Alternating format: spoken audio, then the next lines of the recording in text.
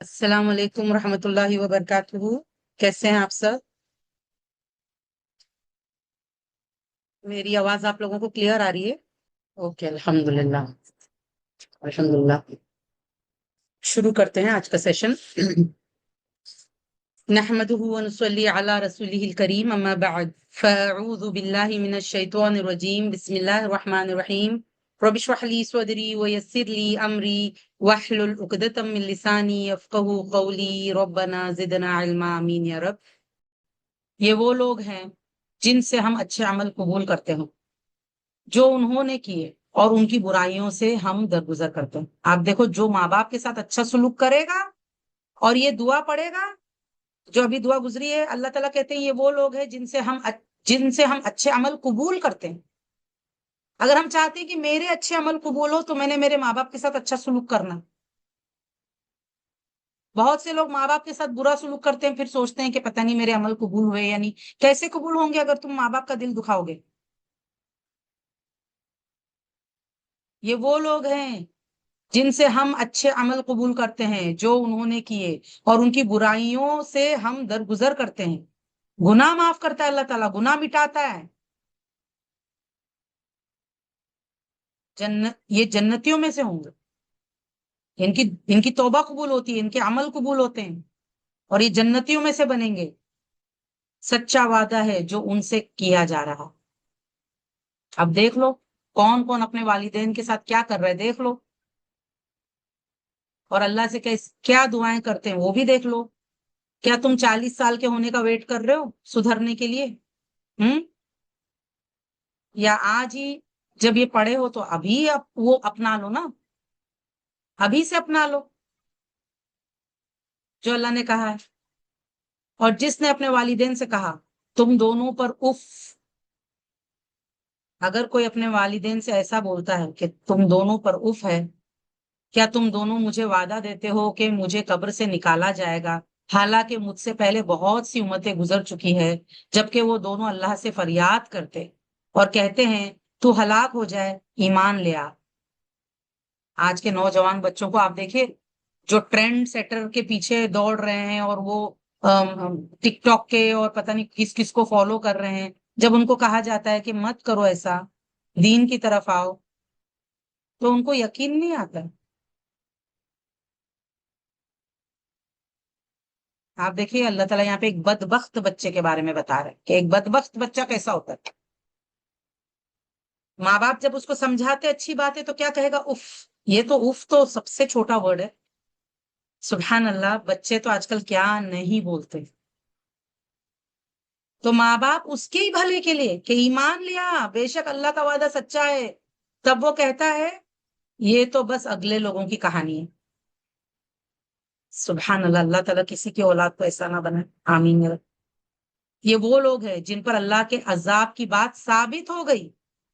جو لوگ اپنے ماں باپ کو ایسا بولتے ہیں نا کہ یہ تو پچھلے لوگوں کی کہانیاں ہیں، مجھے مت اللہ رسول سناؤ، شروع ہو گیا تمہارا لیکچر، یہ جو ایسا سب بولتے ہیں نا جو بچے، سبحان اللہ ان کو یہ آیتیں بھیجو آج. یہ وہ لوگ ہیں جن پر اللہ کے عذاب کی بات ثابت ہو گئی، جنوں اور انسانوں کے ان گروہوں کے ساتھ جو ان سے پہلے گزرے ہیں، جو جہنمی جو ان سے پہلے گزرے ہیں نا. انہوں نے کہا نا اگلے لوگوں کی کہانیاں، تو وہ اگلے لوگ جو جہنمی گئے ہیں نا انہی کے ساتھ اللہ تعالیٰ ان کو ملائے گا.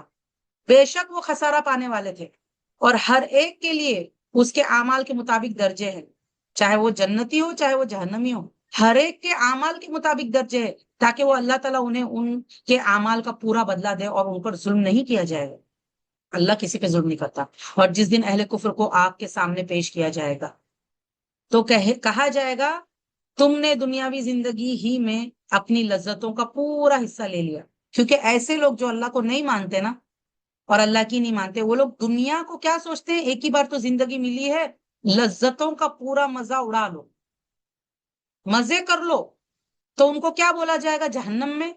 تم نے دنیاوی زندگی ہی میں اپنی لذتوں کا پورا حصہ لے لیا اور تم نے ان سے فائدہ اٹھا لیا، چنانچہ آج تمہیں لذت کے عذاب کی سزا دی جائے گی. سوری، ذلت کی. آج تمہیں ذلت کی عذاب کی سزا دی جائے گی، اس لیے کہ تم زمین میں ناحق تکبر کرتے رہے. اور اس لیے کہ تم فسق و فجور کرتے رہے۔ آپ دیکھیے کیا ہوتا ہے نا، دنیا میں جو انسان کو لگژری ملتی ہے نا، کہ اے سی اور کھانا پینا، اچھے کپڑے، گاڑی، بنگلہ، سب جو ہے، یا جو بھی اچھا گھر، یہ سب کچھ جو ملا ہے، تو انسان کیا کرتا ہے، اپنے آپ کو بڑی چیز سمجھنے لگتا ہے۔ اور آج کے بھائی ہود کو یاد کیجئے، جب اس نے احقاف یعنی یمن کا ایک علاقہ ہے احقاف میں اپنی قوم کو ڈرایا، اور یقیناً اس سے پہلے بھی کئی ڈرانے والے گزر چکے، اور اس کے بعد بھی یہ کہ تم اللہ تعالیٰ کے سوا کسی کی عبادت نہ کرو، بلا شبہ میں تم پر ایک بہت بڑے دن کے عذاب سے ڈرتا ہوں۔ انہوں نے کہا، کیا تو ہمارے پاس اس لیے آیا ہے کہ تو ہمیں ہمارے معبودوں کی پرستش سے پھیر دے؟ چنانچہ اگر تو سچوں میں سے ہے تو ہمارے پاس وہ عذاب لے آ جس کا تو ہمیں وعدہ دیتا ہے۔ ہود علیہ السلام نے کہا، بس اس کا علم تو اللہ ہی کے پاس ہے، اور میں تمہیں وہ چیز پہنچا رہا ہوں جس کے ساتھ مجھے بھیجا گیا، اور لیکن میں تمہیں ایسے لوگ دیکھتا ہوں کہ تم جہالت کرتے ہو۔ پھر جب انہوں نے اس عذاب کو دیکھا کہ ان کی وادیوں کے سامنے ایک بادل چلا آ رہا ہے، تو وہ کہنے لگے، یہ بادل ہم پر بارش برسانے والا ہے۔ جاہل ہے نا، جاہلوں کو کیا لگا، ان کو لگا کیونکہ ان کے نبی نے کہا تھا تم جہالت برت رہے۔ تو جب اللہ کا عذاب آیا، بادل آنے لگے، یہ لوگ انتظار کر رہے تھے بارش کا، تو یہ خوش ہو گئے، خوشیاں منانے لگے کہ یہ بادل ہم پر برسنے والا ہے۔ بلکہ اللہ نے کیا کہا، بلکہ یہ تو وہ عذاب ہے جسے تم جلدی طلب کرتے تھے، یہ آندھی ہے، اس میں نہایت دردناک عذاب ہے۔ ہم نے دعا کرنا ہے، اللہم انی اسألک خیرہا و خیر ما فیہا۔ جب ہم بادل دیکھیں تو یہ دعا پڑھیں، اللہم انی اسألک خیرہا و خیر ما فیہا و خیر ما ارسلت بہ و اعوذ بک من شرہا و شر ما فیہا و شر ما ارسلت بہ۔ آمین یا رب۔ سبحان اللہ۔ آپ دیکھیے انسان کے ساتھ کیا ہوتا ہے نا، انسان جب اللہ کو بھول کے جی رہا ہوتا ہے اور تکبر میں جی رہا ہوتا ہے اور اللہ کی نافرمانیاں کر رہا ہوتا ہے، تو اللہ تعالیٰ اچانک ایسے ہی کالے بادل بھیجتا ہے ان کی زندگیوں میں۔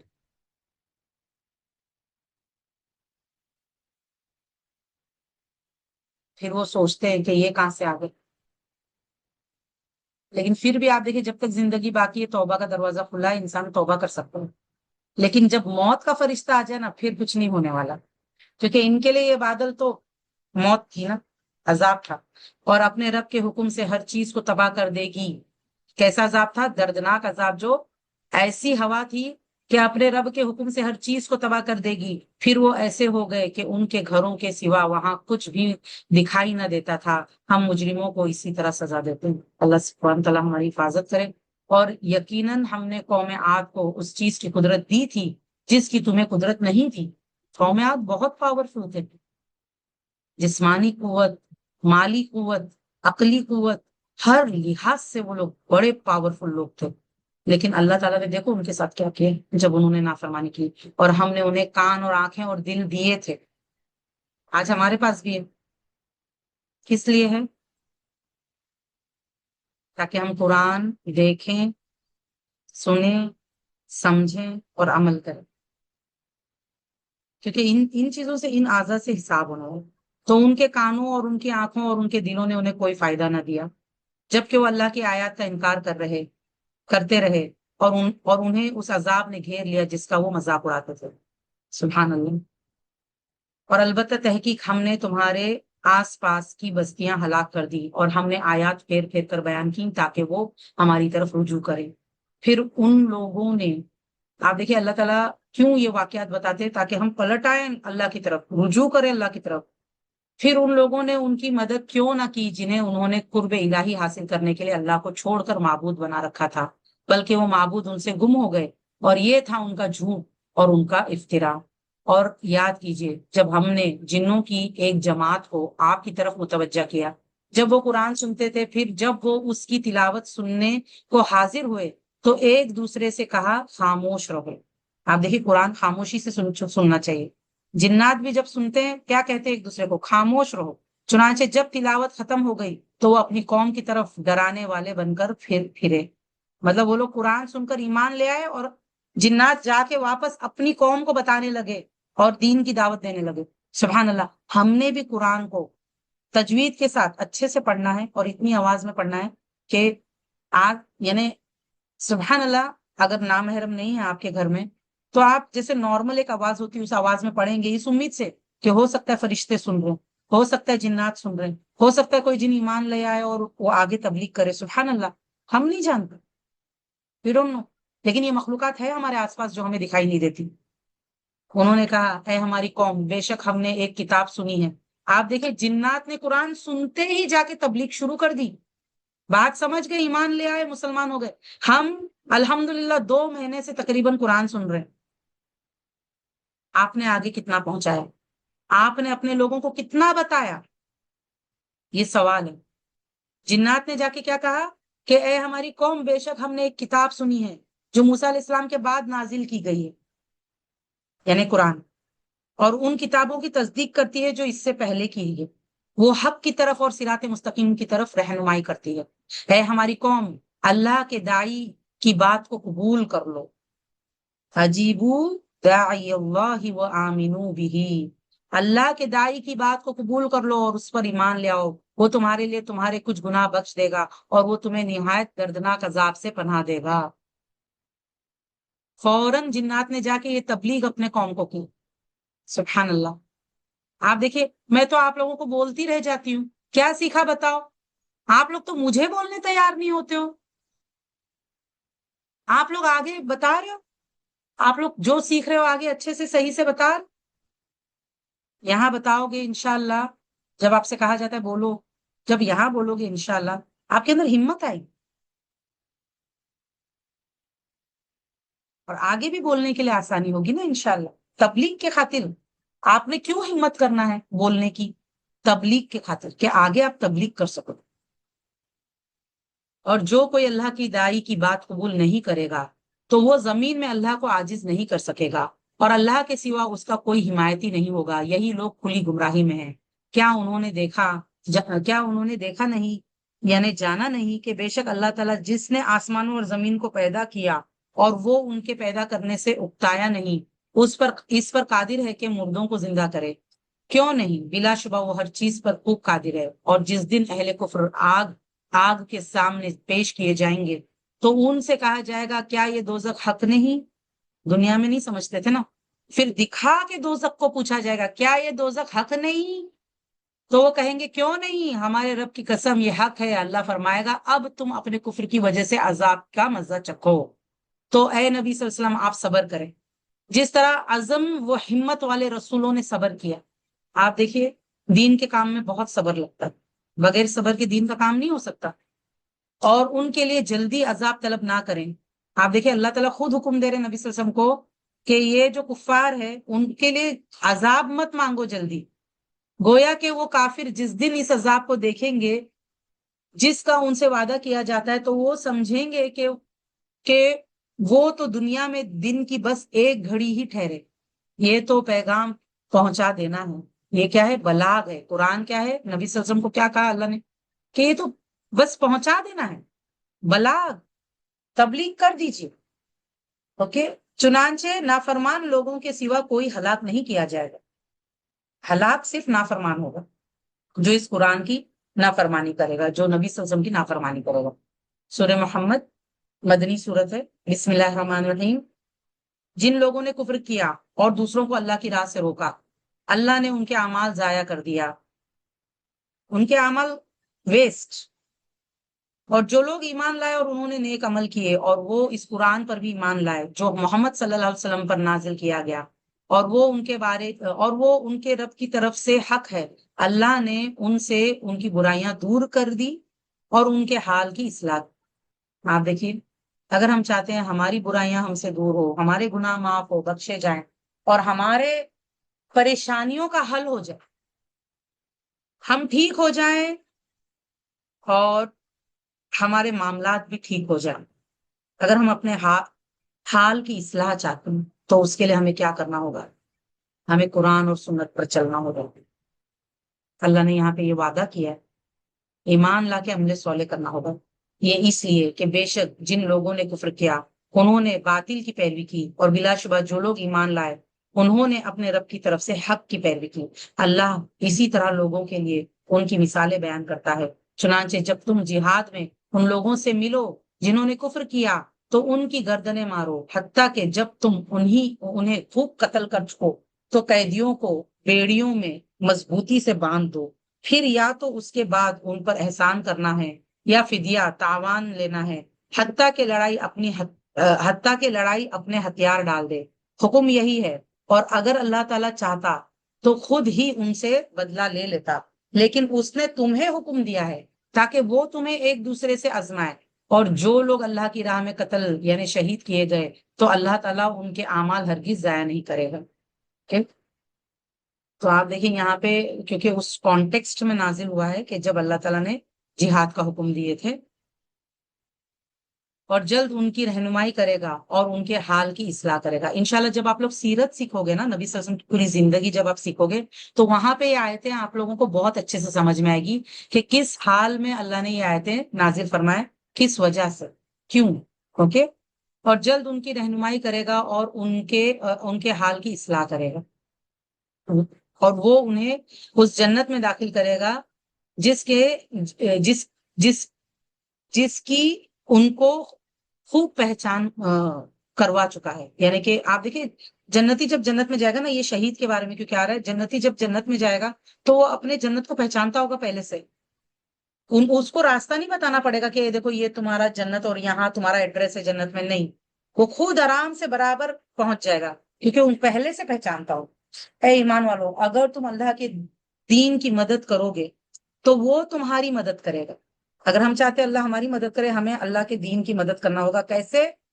کیسے آپ دیکھیے، جو اللہ والے ان کو سپورٹ کرو، جو دین کا کام کرے ان کو سپورٹ کرو، خود بھی دین کا کام کرو اللہ کے کلمے کو بلند کرنے کے لیے، اور اگر کوئی اللہ دین کے خلاف باتیں کر رہا ہے تو اس کو سمجھاؤ، ڈیفینڈ کرو، اسلام کو، نبی صلی اللہ علیہ وسلم کو ڈیفینڈ کرو۔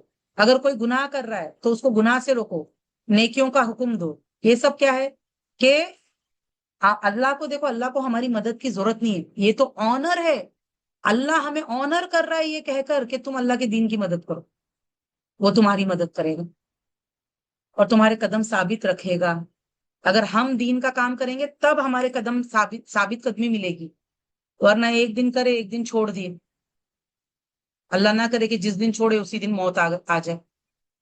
ہر روز ہم نے کرنا ہے۔ اگر ہمیں چاہیے کہ اس حال میں موت آئے کہ ہم مسلمان ہوں، اگر ہمیں ثابت قدمی چاہیے تو اس کے لیے ہمیں دین کا کام کرنا ہوگا، اور جو لوگ دین کا کام کر رہے ہیں ان کے ساتھ جڑنا ہوگا، ان کے ساتھ ملنا ہوگا، ایسی مجلسوں میں آنا ہوگا، دین سیکھنا ہوگا، دین سیکھ کے لوگوں تک پہنچانا ہوگا۔ اور جن لوگوں نے کفر کیا تو ان کے لیے ہلاکت ہے، اور وہ اللہ تعالیٰ ان کے اعمال ضائع کر دے گا۔ یہ اس لیے کہ بے شک انہوں نے اس چیز کو ناپسند کیا جو اللہ نے نازل کی۔ آپ دیکھو، جو لوگ دین اسلام کو ناپسند کرتے ہیں، جو لوگ قرآن کو ناپسند کرتے ہیں، تو ان کے لیے ان کے اعمال ضائع ہو جائیں گے، پھر اس نے بھی ان کے نیک اعمال ضائع کرے۔ کیا پھر وہ زمین میں چلے پھرے نہیں کہ دیکھتے ان لوگوں کا انجام کیسا ہوا جو ان سے پہلے تھے؟ اللہ نے ان پر تباہی ڈال دی، اور کافروں کے لیے اسی طرح کی سزا ہے۔ یہ اس لیے کہ بے شک اللہ تعالیٰ ان لوگوں کا مددگار ہے جو ایمان لائے، اور بے شک جو کافر ہیں ان کا کوئی مددگار نہیں۔ اللہ ایمان والوں کا مولا ہے اور کافروں کا کوئی مولا نہیں۔ اور یہ آپ صلی اللہ علیہ وسلم نے، آپ دیکھیں غزوہ احد کے موقع پر عمر رضی اللہ عنہ سے کہا تھا کہ تم بولو ان کو، ابو سفیان کو، کیونکہ ابو سفیان کو لگ رہا تھا کہ 70 صحابہ شہید ہو گئے، تو وہ بڑا مطلب فخر کر رہے تھے۔ تو اس وقت جیسے ہوتا ہے نا کہ کوئی بولے کہ تمہارے پاس کیا ہے، ہمارے پاس اللہ ہے۔ بلا شبہ جو لوگ ایمان لائے اور انہوں نے نیک عمل کیے، اللہ انہیں ایسے باغات میں داخل کرے گا جن کے نیچے نہریں بہ رہی ہیں، اور جن لوگوں نے کفر کیا وہ دنیا ہی کا فائدہ اٹھاتے ہیں، اور وہ یوں بے فکر ہو کر کھاتے ہیں جیسے چوپائے کھاتے ہیں، جانوروں کے جیسا کھاتے ہیں۔ اللہ نے کیا کہا؟ کافر جو کھانا کھا رہا ہے وہ کیسا ہے، جو دنیا سے وہ فائدہ اٹھا رہا ہے کیسا ہے؟ ایسا کھاتے ہیں جیسے جانوروں کی طرح کھاتے ہیں، اور آگ ہی ان کا ٹھکانا۔ جانور بھی دنیا سے کھا پی کے چلا جاتا ہے، وہ تو قیامت کے روز حساب ہوگا، مٹی ہو جائے گا، لیکن انسان جانور کی طرح کھا پی کے چلا جائے گا اور اللہ کی عبادت نہیں کرے گا، اپنا مقصد پورا نہیں کرے گا، تو جہنم رسید ہوگا۔ آپ دیکھیے جب ہم کھائیں پیئیں تو جانوروں کی طرح نہیں، ہم نے بسم اللہ پڑھ کے، ہم مسلمان ہیں نا، کھانا کھانے کے بعد میں الحمدللہ चलते फिरते नहीं खाना है, खाने के आदाब के साथ खाना है। और कितनी ही बस्तियां कि वो आपकी इस बस्ती मक्का से जिसके बाशिंदों ने आपको निकाल दिया है, कहीं ज्यादा ताकतवर थे, हमने उन्हें हलाक कर दिया, फिर कोई भी उनका मदद करने वाला न था।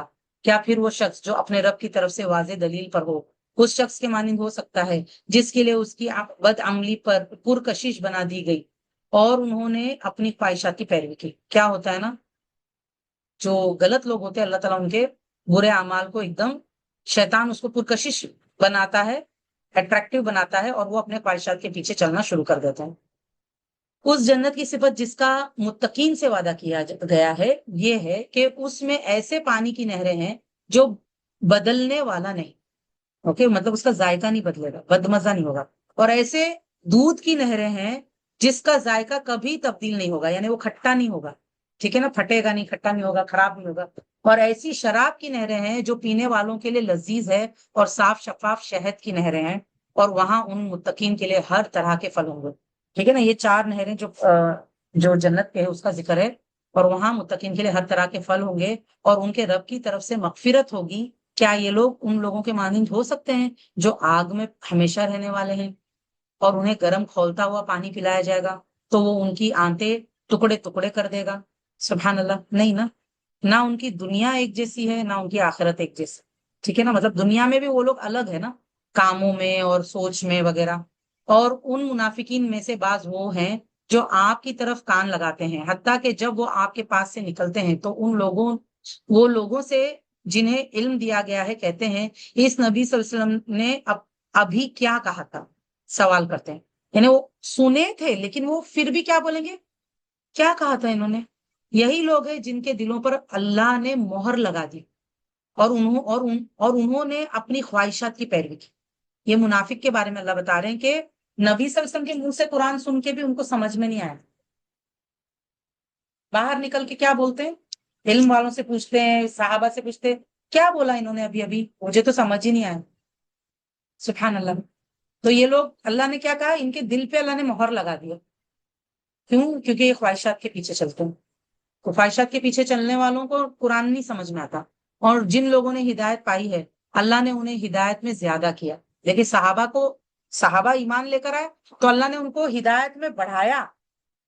अगर हम भी चाहते हैं कि अल्लाह ताला हमें और हिदायत दे, तो और ज्यादा हमें कुरान को पढ़ना, समझना, फिर उस पर अमल करने की कोशिश करना है। जितना हम करेंगे अल्लाह हमारी हिदायत को और बढ़ाएगा। जो लोग हाथ पे हाथ रख के बैठे हैं और सोचते हैं कि बैठे बैठे उन्हें हिदायत मिल जाएगी, ऐसे नहीं मिलती हिदायत। हिदायत के लिए इंसान को कोशिश करना होता है, तलब करना होता है। और उन्हें उनका तकवा अता फरमाया, तो अल्लाह ताला तकवा भी अता फरमाता है, हिदायत भी ज्यादा करता है और तकवा भी अता फरमाता है। फिर चुनाचे ये लोग तो बस कयामत ही के मुंतजिर है कि वो उनके पास अचानक आ जाए। यकीनन उसकी निशानियां आ चुकी हैं, कयामत की निशानियां आ चुकी है। नबी सल्लल्लाहु अलैहि वसल्लम का मबूस होना ही कयामत की बड़ी निशानियों में से एक निशानी है। तो जब कयामत उनके पास आ पहुंचेगी तो उनके लिए कहाँ होगा नसीब हासिल करना, नसीहत हासिल करना, यानी उस वक्त नसीहत हासिल करना कोई फायदा नहीं देगा। बस ए नबी सल्लल्लाहु अलैहि वसल्लम आप जान लीजिए कि बिलाशुबा अल्लाह ताला के सिवा कोई सच्चा माबूद नहीं, और अपने गुनाहों की बख्शिश मांगिए, और मोमिन मर्दों और औरतों के लिए भी। और अल्लाह ताला तुम्हारे नक्लो हरकत और तुम्हारे ठिकानों को जानता है, अल्लाह को सब पता है। आप देखिए यहाँ पे नबी सल्लल्लाहु अलैहि वसल्लम को अल्लाह ताला ने खुद भी और ईमान वालों के लिए, मोमिन मर्दों औरतों के लिए मगफिरत मांगने का हुक्म दिया। हमने भी खुद के लिए पहले मांगना है माफी, कि अल्लाह हमें माफ कर, और हमारे ईमान वाले भाई बहनों के लिए भी मांगना। ओके। और जो लोग ईमान लाए वो कहते हैं जिहाद के मुतल्लिक कोई सूरत क्यों नहीं नाजिल की गई। फिर जब कोई मुहक्कम सूरत नाजिल की जाती है और उसमें किताल जिहाद का जिक्र किया जाता है, तो आप उन लोगों को देखते हैं जिनके दिलों में रोग है, कि वो आपकी तरफ उस शख्स की तरह देखते हैं जिस पर मौत के बाइस गशी तारी हो, चुनांचे उनके लिए हलाकत है। ये मुनाफिकों के बारे में है। इताअत करना और भली बात कहना बेहतर है। फिर जब जिहाद का कतई फैसला हो जाता है तो अगर वो अल्लाह ताला से सच्चे रहें तो ये उनके लिए बेहतर है। ओके। आप देखिए, इंसान को हमेशा क्या करना है, अल्लाह की फर्मा बरदारी, और बोले तो अच्छा बोले, कौलम मारूफ। ओके। और जब किसी काम का फैसला कर दे, अल्लाह अल्लाह ताला हमारे लिए कोई काम का फैसला कर दे, कोई हालात हमारे आगे आ गए, تو اب کیا ہے اس میں ہم کو جم کر کہ جیسے اگر صبر کی ضرورت ہے تو صبر کریں، جدوجہد کرنے کی ضرورت ہے تو جدوجہد کریں، شکر کی ضرورت ہے تو شکر کریں، ٹھیک ہے نا؟ جو جو اللہ سے ہم نے وعدہ کیا ہے نا کہ اللہ تعالیٰ ہر حال میں ہم تیرے فرما بردار رہیں گے، اس وعدے کو پورا کریں. اوکے؟ اپنے اس سے ثابت ہوگا کہ ہم کتنے سچے ہیں. آپ دیکھیں آسانیوں میں اللہ سے بڑے بڑے وعدے کرنا بہت آسان ہے، مشکل میں ہم اس وعدے کو پورا کرتے ہیں یا نہیں، یہ اللہ تعالیٰ ہمارا امتحان لیتا ہے. پھر اے منافقو، تم سے یہی امید ہے کہ اگر تم حکمران بن جاؤ تو تم زمین میں فساد کرو اور اپنے رشتے ناطے توڑ ڈالو. آپ دیکھیں رشتے ناطے توڑنا بہت بڑا گناہ ہے، لیکن جو منافق ہوتے ہیں وہ لوگ کیا کرتے ہیں، جب اگر ان کو لیڈرشپ ملے گی، اگر ان کو پاور ملے گا تو زمین میں فساد مچائیں گے اور رشتے ناطے توڑ ڈالیں گے. یہی وہ لوگ ہیں جن پر اللہ نے لعنت کی ہے، پھر اس نے انہیں بہرا کر دیا اور ان کی آنکھیں اندھی کر دی. آپ دیکھیں سبحان اللہ، جو لوگ زمین میں فساد کرتے ہیں اور جو لوگ رشتے توڑتے ہیں اللہ کی لعنت ہوتی ہے ان کے اوپر. آج اگر ہمارے رشتوں میں کہیں پر بھی کوئی ایسی بات چل رہی ہے جہاں پہ رشتے ٹوٹے ہوئے ہیں، اپنے رشتوں کو سنوارو، نادانوں کو معاف کرو، درگزر کرو اور اپنے رشتے ٹھیک کرو. اگر اگر آپ دیکھیں والدین اور بچوں کے رشتے خراب ہے تو وہ آپس میں ٹھیک کریں، اگر ساس بہو کے رشتے خراب ہے تو ٹھیک کریں، بھابھی ننن کے خراب ہے تو ٹھیک کریں، اگر دیورانی جٹھانی کے خراب ہے ٹھیک کریں، بھائی بہن کے خراب ہے، بھائی بھائی کے خراب ہے ٹھیک کریں، آپس میں کزنس کے رشتے خراب ہے ٹھیک کریں. کیونکہ اگر آج رشتے ہم ٹھیک نہیں کریں گے، ایسے لوگوں پر اللہ کی لعنت ہے، اللہ کی رحمت سے دور ہوں گے ایسے لوگ اور ان کو جنت میں داخلہ نہیں ملے گا. آپ پل صراط سے وہ شخص پار نہیں ہو سکتا جس نے رشتہ توڑا ہوگا دنیا میں. اوکے؟ رشتے توڑنے والے جنت نہیں جائیں گے. یہ اللہ نے وعدہ کیا ہے کس سے؟ رحم سے. رحم کیا ہے؟ ماں کی کوکھ. اللہ نے رحم سے وعدہ کیا ہے کہ جو تجھے کاٹے گا میں اس سے کٹوں گا. تو میری بہنوں، آج آپ دیکھیے سبحان اللہ، جب آج یہ آیت آپ کے سامنے آئی ہے، کہیں پر بھی دیکھیے جو بھی رشتہ کھٹا ہے، جو بھی رشتہ کڑوا ہے، جو بھی رشتہ ٹوٹا ہوا ہے، اس کو جوڑیے. ایسا مت کہیے کبھی بھی ایک دوسرے کو. جیسے ہوتا ہے نا کہ اگر ساس بہو کا لڑائی ہے تو ساس کیا کرتی ہے، اپنی بیٹی کو کہتی ہے تو میری بہو سے بات نہیں کر، اگر تو نے میری بہو سے بات کی تو میں تجھ سے ناراض ہو جاؤں گی، پھر تو میری بیٹی نہیں. ایسا سب مت بولو، ایسا مت کرو، یہ غلط ہے. کچھ لوگ ہوتے ہیں نا روک دیتے ہیں کہ کوئی بھی ہمارے خاندان میں آنا نہیں، کوئی ہمارے خاندان والوں سے بات نہیں کرنا. مت کرو ایسا، بہت بڑا گناہ ہے، معمولی گناہ نہیں ہے. اللہ کے نزدیک یہ اتنا بڑا گناہ ہے کہ اللہ لعنت بھیجتا ہے ایسے انسان پر. اور ہم اور آپ تو کبھی نہیں چاہیں گے نا کہ ہم پر یا ہمارے کسی پیارے پر لعنت ہے. تو سبحان اللہ، اللہ ہم سب کو بچائے. کیونکہ آپ دیکھیں اللہ نے کیا کہا ایسے لوگوں کے لیے کہ دنیا میں وہ اللہ نے ان کو بہرا کر دیا اور ان کی آنکھوں کو اندھا کر دیا. پھر وہ لوگ قرآن میں غور و فکر نہیں کرتے یا ان کے دلوں پر تالے ہیں؟ کیا ہے؟ اگر انسان قرآن پہ غور و فکر کرے گا نا، اپنے معاملات ٹھیک کرے گا، سب سے پہلے اپنے رشتے ٹھیک کرے گا. اللہ سے دعا کیجیے، اللہم اصلح لی قلبی، اللہ میرے دل کو تو ٹھیک کر، میرے دل کی اصلاح کر، میرے دل کی بیماریوں کو شفا دے. اللہم یا مقلب القلوب ثبت قلبی علی دینک، اے اللہ مجھے اپنے دین پر، میرے دل کو اپنے دین پر جما دے. اے دلوں کو الٹ پلٹ کرنے والے، میرے دل کو اپنے دین پر ثابت قدم کر. آمین. بے شک جو لوگ بعد اس کے کہ ان پر ہدایت ظاہر ہو گئی اپنے پیٹھوں کے بل پلٹ گئے، شیطان نے ان کے لیے ان کے اعمال مزین و خوشنما بنا دیے اور اللہ نے انہیں ڈھیل دے دی. یہ اس لیے کہ بے شک انہوں نے ان لوگوں یہود سے جنہوں نے اس چیز یعنی قرآن کو ناپسند کیا جو اللہ نے نازل کی، کہا کہ بعض امور میں ہم آپ کی بات مانیں گے اور اللہ ان کے راز جانتا ہے. منافقوں نے کیا کہا تھا کہ ہم مطلب کمپلیٹلی انہوں نے قرآن اور سنت کو نہیں مانا تھا، کہا تھا کہ بعض چیزوں میں ہم یہودیوں کی مانیں. پھر کیا حال ہوگا جب فرشتے ان کو فوت کریں گے، جبکہ وہ ان کے چہرے اور ان کے پیٹھوں پر مارتے ہوں گے. یہ مار اس لیے کہ بے شک انہوں نے اس چیز کی پیروی کی جس نے اللہ تعالیٰ کو ناراض کر دیا، اور انہوں نے اس اللہ کی رضامندی ناپسند کی، لہٰذا اللہ نے ان کے اعمال برباد کر دیے۔ آپ دیکھیں، ہم کو پورا پورا دین فالو کرنا ہے، ہم اپنا دین چھوڑ کر کسی اور کو نہیں فالو کر سکتے، نہ یہودیوں کو، نہ کرسچنس کو، نہ کسی اور کو۔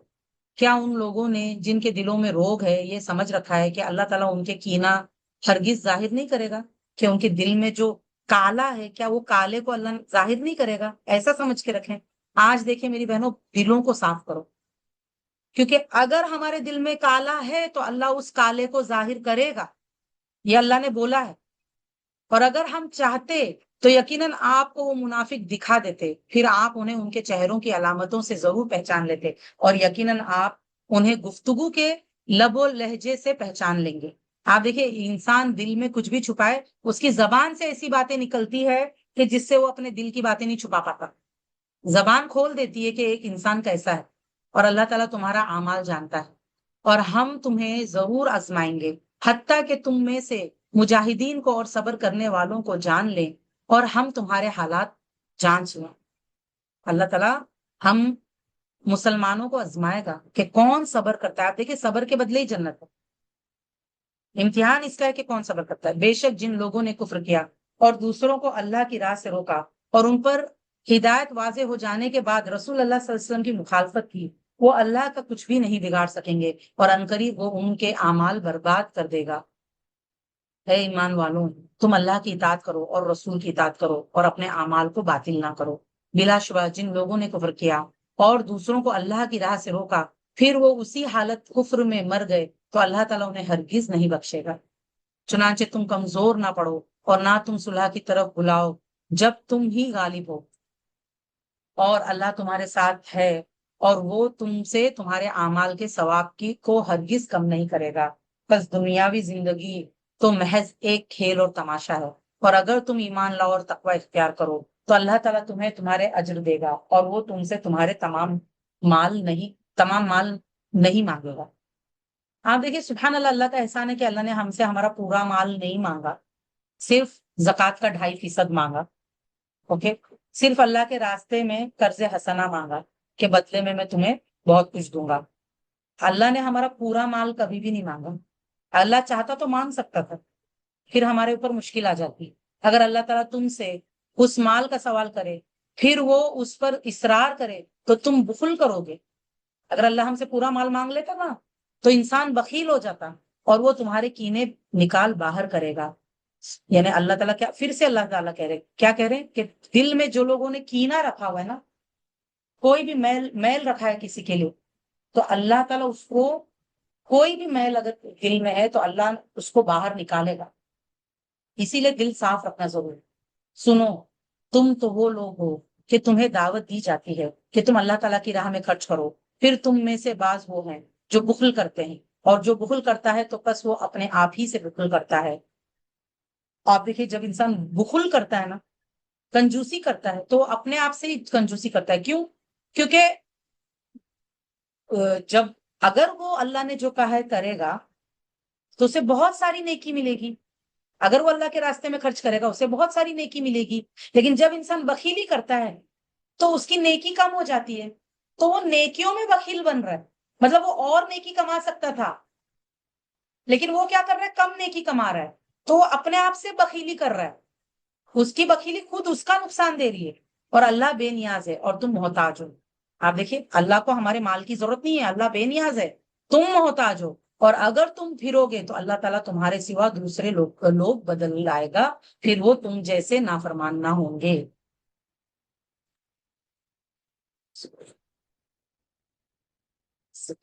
کہاں پر آدھا پارا ہو رہا ہے ہمارا؟ میں آدھے پارے تک پڑھ دیتی ہوں انشاءاللہ، تاکہ اگر کچھ رہا ایکسپلینیشن میں کل کر دوں گی انشاءاللہ۔ صرف ابھی میں ترجمہ پڑھ رہی ہوں۔ سورہ فتح، بسم اللہ الرحمن الرحیم۔ اے نبی صلی اللہ علیہ وسلم، بلا شبہ ہم نے آپ کو فتح مبین دی۔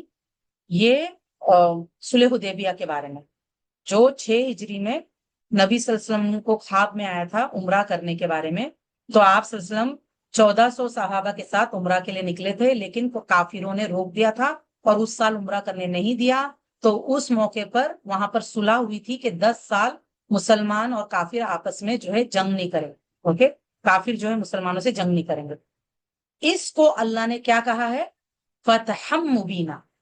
جبکہ جو صحابہ تھے وہ بہت غمگین تھے کہ عمرہ کرنے نہیں دیا گیا, اور اس سے پہلے ہسٹری میں کبھی ایسا نہیں ہوا تھا کہ کوئی احرام میں آیا ہو اور ان کو عمرہ کرنے سے روکا گیا ہو. تو صحابہ بہت غمگین تھے اور ان کو ایسے لگ رہا تھا, اور جو صلح ہوئی تھی اس میں پلہ کافروں کا بھاری تھا, تو مسلمانوں کو بہت دکھ ہو رہا تھا کہ یہ کیا ہوا ہمارے ساتھ. اوکے, تو اللہ نے اس کو کہا کہ یہ کھلی کامیابی ہے. آپ دیکھیے کبھی کبھار نا, اور یقین جانیے یہ آپ کر کے دیکھیے کہ کبھی کبھار نا انسان کو نا بیٹل ہار جانا چاہیے وار جیتنے کے لیے. اوکے, ایون سبحان اللہ, اگر ہم چھوٹا جھگڑا وہی ختم کر دیتے ہیں نا, درگزر سے کام لیتے ہیں, تو بڑا جو جنگ ہوتا ہے نا وہ رک جاتا ہے.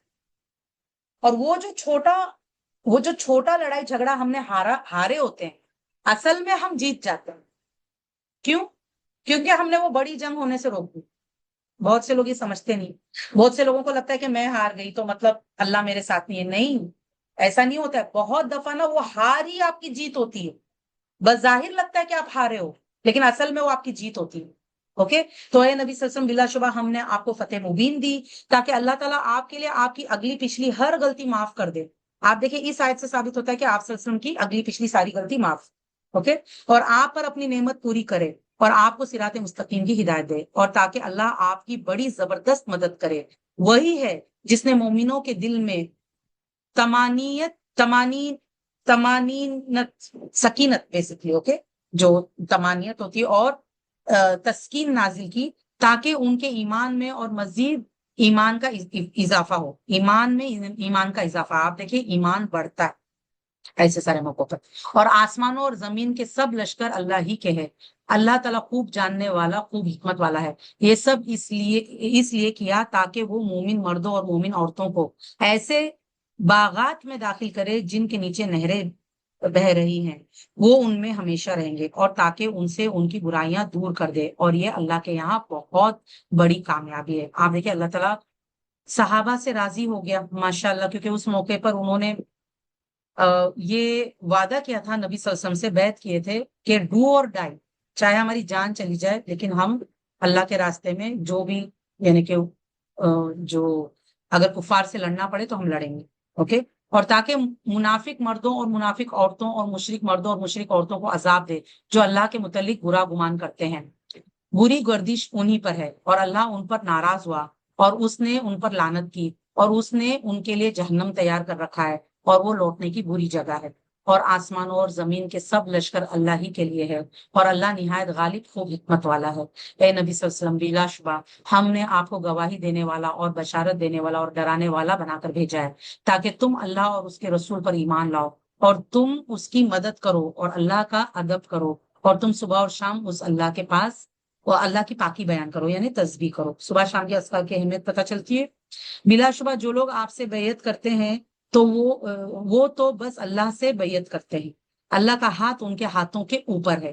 پھر جس نے عہد شکنی کی تو بس وہ اپنی ہی ذات کے خلاف عہد شکنی کرتا ہے, اور جس نے وہ عہد پورا کیا جو اس نے اللہ سے باندھا تھا تو عنقریب وہ اسے بہت بڑا اجر دے گا. دیہاتیوں میں سے پیچھے چھوڑے جانے والے لوگ آپ سے ضرور کہیں گے ہمارے مالوں اور ہمارے اہل و عیال نے ہمیں مشغول کر دیا تھا, لہٰذا آپ ہمارے لیے مغفرت طلب کریں. وہ اپنے زبانوں سے وہ بات کہتے ہیں جو ان کے دلوں میں نہیں ہے. آپ کہہ دیجئے, پھر کون تمہارے لیے اللہ سے کسی شے کا اختیار رکھتا ہے اگر وہ تمہیں کوئی نقصان پہنچانا چاہے یا کوئی نفع دینا چاہے؟ کوئی بھی نہیں, بلکہ اللہ اس سے خوب باخبر ہے جو تم عمل کرتے ہو. بلکہ تم نے گمان کیا تھا کہ رسول اللہ صلی اللہ علیہ وسلم اور مومنین اپنے اہل و عیال کی طرف ہرگز نہیں پلٹیں گے, یعنی عمرہ کے لیے جا رہے, یہ کبھی واپس نہیں آئیں گے, کفار مکہ ان کو ختم کریں گے, نعوذ باللہ, ایسا سوچ رہے تھے لوگ. اور یہ بات تمہارے دلوں میں پرکشش بنا دی گئی تھی, اور تم نے برا گمان کیا تھا, اور تم لوگ تھے ہی ہلاک ہونے والے. اور جو شخص اللہ اور اس کے رسول پر ایمان نہیں لایا تو بلا شبہ ہم نے ایسے کافروں کے لیے خوب بھڑکتی ہوئی آگ تیار کر رکھی ہے. اور آسمانوں اور زمین کی بادشاہی اللہ ہی کے لیے ہے, وہ جسے چاہتا ہے معاف کرے اور جسے چاہے عذاب دے, اور اللہ بڑا بخشنے والا نہایت مہربان ہے. अनकरीब जब तुम माल गनीमत हासिल करने के लिए खैबर को चलोगे तो पीछे छोड़े जाने वाले लोग कहेंगे हमें भी इजाजत दीजिए, हम भी तुम्हारे पीछे पीछे चलते हैं। वो चाहते हैं कि अल्लाह का कलाम बदल दे, अल्लाह का वादा बदल दे। कह दीजिए तुम हरगिज हमारे पीछे नहीं चलो। ये मुनाफिकीन के बारे में, क्योंकि वो लोग उम्रा के लिए नहीं आए थे, इसलिए उनको नहीं लिया गया, सिर्फ उन 1400 सहाबी को ही लिया गया। आप देखिए यही होता है, जब एक इंसान के हाथ से अपॉर्चुनिटी चली जाती है ना, उसके बाद में अल्लाह उसे अपॉर्चुनिटी नहीं देता। अल्लाह ने पहले ही से ये फरमा दिया है कि मतलब तुम साथ में नहीं चलोगे। फिर वो यकीनन कहेंगे नहीं, बल्कि तुम हमसे हसद करते हो। ऐसा नहीं, बल्कि वो लोग कम ही समझते हैं। आप उन पीछे छोड़े जाने वाले देहातियों से कह दीजिए, अनकरीब तुम एक सख्त जंगजू कौम की तरफ बुलाए जाओगे। यानी बाद में रोमन्स के लिए बुलाया गया था इनको। बुलाए जाओगे, तुम उनसे लड़ोगे या वो मुसलमान हो जाएंगे। फिर अगर तुम इताअत करोगे तो अल्लाह तुम्हें नेक अजर देगा, और अगर तुम फिरोगे जैसा कि इससे पहले तुम फिरे तो वो तुम्हें निहायत दर्दनाक अजाब देगा। जिहाद से पीछे रहने में अंधे पर कोई गुनाह नहीं। क्यों? जब अल्लाह ने मतलब पीछे रहने वालों को इतनी सख्त वईद सुनाए, तो अल्लाह ताला अब यहाँ पे बता रहे हैं कि जो मजबूर है उनके ऊपर गुनाह नहीं। जैसे कोई अंधा होता है, और ना लंगड़े पर कोई गुनाह है, और ना मरीज पर कोई गुनाह है। और जो शख्स अल्लाह और उसके रसूल की इताअत करे, अल्लाह उसे ऐसे बागात में दाखिल करेगा जिनके नीचे नहरें बह रही है। और जो शख्स हक से फिरेगा तो वो उसे निहायत दर्दनाक अजाब देगा। कि अलबत्ता तहकीक अल्लाह ताला मोमिनों से राजी हो गया। जब वो दरख्त के नीचे आपसे बैयत कर रहे थे, ये वही वाकया है जो मैंने आपको सुना चुकी हूँ, कि हजरत उस्मान रज़ियल्लाहु अन्हु जो सुलह के लिए गए थे मक्का के अंदर, वो वापस नहीं आए 3 दिन तक। तो मुसलमानों को शक हुआ कि कहीं उनको कत्ल ना कर दिया गया, शहीद ना कर दिया गया। ठीक है, तो इसलिए तो बैत किए थे किस बात की? क्योंकि असलहा तो थे नहीं, आर्म्स एंड एम्युनिशंस नहीं थे, वो तो उमरा के लिए आए थे। तो बैत किए थे कि चाहे हमारी जान चली जाए, हम इन कुफार से लड़ेंगे, कि अब इनकी और जुल्म ज्यादती नहीं चलेगी। तो सुबहान अल्लाह, अल्लाह ताला उन्हीं के बारे में फरमा रहा है कि जब वो दरख्त के नीचे आपसे बैत कर रहे थे, चुनांचे उनके दिलों में जो खुलूस था वो उसने जान लिया। यानी अल्लाह ताला ने खुलूस जान लिया। आप देखिए जंग तो हुई नहीं, लेकिन अल्लाह को ये पता चल गया उस इम्तिहान में कि देखो ये मेरे सच्चे बंदे। तो अल्लाह उनसे राजी हो गया, तो उसने उन पर सुकून नाजिल फरमाया, तस्कीन, सकीनत नाजिल फरमाई, और बदले में उन्हें करीब की फतह दी।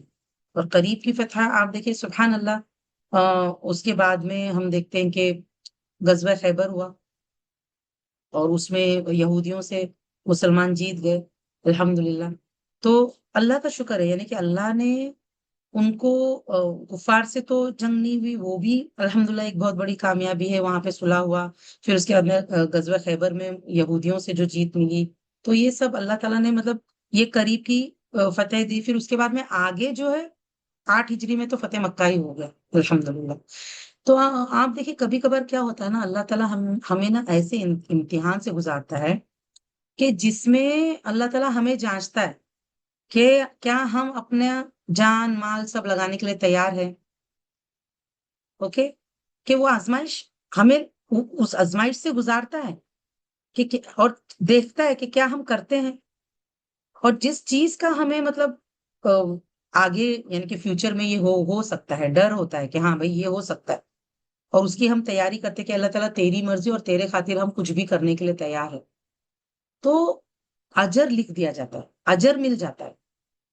और वो चीज जरूरी नहीं है कि हो, जैसे आप देखिए यहाँ पे कि जो जंग के लिए जो तैयार हुए सहाबा, 1400 सहाबा, वो जंग तो हुई नहीं, लेकिन उनको अजर मिल गया, अल्लाह उनसे राजी हो गया। अल्लाह अल्लाह को आप देखिए वो उस इम्तिहान में पास हो गए, अल्हम्दुलिल्लाह।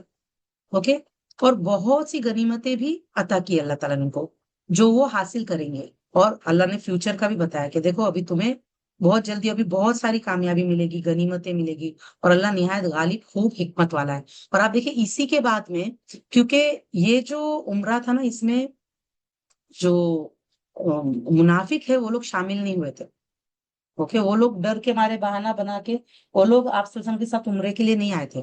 تو یہ جو 1400 تقریباً 1400 یہ جو صحابی تھے، صرف انہی کو پھر الاؤ ہوا کہ وہ آگے غزوہ خیبر میں جائیں گے، باقی لوگ نہیں جا سکتے. اوکے. اور اس میں جو مال غنیمت ملا وہ بھی انہی میں تقسیم کیا گیا. اور اللہ نے تم سے بہت سی غنیمتوں کا وعدہ فرمایا ہے کہ تم انہیں حاصل کرو گے، چنانچہ اس نے جلد ہی وہ تمہیں عطا کر دی. اوکے. پھر کیونکہ 7 ہجری میں غزوہ خیبر میں فتح ملا. اور اسی طرح بہت سارے جو اس کے علاوہ بھی بہت سارے غزوات ہوئے، جس میں ہر غزوے میں اللہ نے مسلمانوں کو ہی جیت دلائی، اور بہت سارے مال و غنیمت جو ہے مسلمانوں کو ملا، اور لوگوں کے ہاتھ تم سے روک دیے. آپ دیکھیے اللہ تعالیٰ نے، اگر کفار مکہ چاہتے تو اس وقت جنگ کر سکتے تھے مسلمانوں کے ساتھ. وہ جو 1400 صحابی تھے اور ان کے پاس اسلحہ بھی نہیں تھا نا، تو وہ لوگ جنگ کر سکتے تھے. کفار مکہ کے پاس تو چانس تھا، لیکن اللہ تعالیٰ نے روک دیا، اور لوگوں کے ہاتھ تم سے روک دیے. اور صرف کفار مکہ کے نہیں، اس کے بعد میں فتح خیبر ہوا اور وہ سب ہوا، تو اس کے بعد میں بہت سے جو کفار ہے نا، وہ لوگ ایک دم الرٹ ہو گئے کہ مسلمانوں کے ساتھ جو ہے وہ لوگ اس بات سے، مطلب جیسے اللہ تعالیٰ نے آپ صلی اللہ علیہ وسلم کو یہ معجزہ بھی عطا کیا تھا کہ 1 مہینے کی مسافت سے دشمن کے دل میں آپ صلی اللہ علیہ وسلم کا روب بیٹھ جاتا تھا، کہ وہ ہمت نہیں کر پاتا تھا آپ صلی اللہ علیہ وسلم کا مقابلہ کرنے کی. تو الحمدللہ مسلمانوں کو بہت مدد بھی ملی، اور مسلمانوں نے ماشاءاللہ سے، اللہ تعالیٰ نے یہاں پہ جیسے بتایا کہ لوگوں کے ہاتھ تم سے روک دیے، تاکہ یہ مومنوں کے لیے ایک نشانی ہو جائے. یہ ایمان والوں کے لیے کیا ہو گیا؟ نشانی ہو گیا کہ ہاں اللہ تعالیٰ ہمارے ساتھ ہے، ہم لوگ حق پر ہے، اللہ ہماری مدد فرما رہا ہے. نبی صلی اللہ علیہ وسلم نے جو بھی ہم سے وعدے کیے وہ سچے ہیں. کیونکہ غزوہ خندق تک کیسا کنڈیشن تھا کہ منافق بھڑکایا کرتے تھے کہ دیکھو اتنے سارے کفار آئے ہوئے ہیں، تو کیا یہ جو نبی جو وعدہ کر رہے، کیا یہ واقعی سچا ہے کیا، ایسے بھڑکایا کرتے تھے منافق. لیکن آپ دیکھیں سبحان اللہ، جو سچے ایمان والے تھے وہ تو کبھی شک میں نہیں پڑے، اور دن بدن ملنے والی کامیابیوں سے ان لوگوں کا ایمان اور بڑھتا چلا گیا، کہ تاکہ یہ مومنوں کے لیے ایک نشانی ہو جائے، اور تاکہ وہ تمہیں صراط مستقیم کی ہدایت دے. اور اللہ نے دوسری غنیمتوں کا بھی وعدہ کیا جن پر تم قدرت نہیں رکھتے تھے، مگر اللہ تعالیٰ نے ان کا احاطہ کر رکھا ہے، اور اللہ تعالیٰ ہر چیز پر خوب قادر ہے. تو اللہ تعالیٰ نے، آپ دیکھیے، مسلمانوں کو اور بہت سی جیت دلائے. اور اگر وہ لوگ جنہوں نے کفر کیا تم سے لڑتے تو یقیناً وہ پیٹھوں کے بل پھر جاتے، پھر وہ کوئی دوست اور کوئی مددگار نہ پاتے. یہ اللہ تعالیٰ کا طریقہ ہے جو پہلے سے چلا آ رہا ہے، اور آپ اللہ تعالیٰ کے طریقے میں ہرگز کوئی تبدیلی نہیں پائیں گے. تو اللہ کا طریقہ کیا ہے کہ اللہ نے ہر دور میں مسلمانوں کا ساتھ دیے، انبیاء کا ساتھ دیے، ایمان والوں کا ساتھ دیے، اور کفار کو شکست ملی. اور کبھی کبھار کیا ہوتا ہے کہ کبھی کبھی پلہ کفار کا بھاری ہوتا ہے، تھوڑی دیر کے لیے اللہ تعالیٰ ان کو بھی تھوڑا سا جیت، اور تھوڑا سا جیسے ان کا پلہ بھاری ہے وہ ایک تھوڑی دیر کے لیے اللہ کبھی کبھار ان کو بھی دے دیتا ہے. لیکن اصل جیت، اصل غلبہ اللہ ایمان والوں کو ہی دیتا ہے. کامیابی اس میں بھی حکمت ہوتی ہے اللہ تعالیٰ کی، کہ اللہ تعالیٰ تھوڑے ٹائم کے لیے کفار کو کیوں دیتا ہے تھوڑا سا جو اپر ہینڈ جو کبھی کبھار ان لوگوں کو مل جاتا ہے، کہ وہ ان کو لگتا ہے، ٹھیک ہے نا، وہ لوگ فیل کرتے ہیں کہ جیسے سبحان اللہ، کہ شاید ہم کامیاب ہو رہے ہیں، اور اس وجہ سے پھر کیا ہوتا ہے، وہ اور زیادہ غلطیاں کرتے ہیں. اوکے. ایک سیکنڈ، ہم یہاں پر مجھے ایسے کیوں دکھا رہا ہے کہ جیسے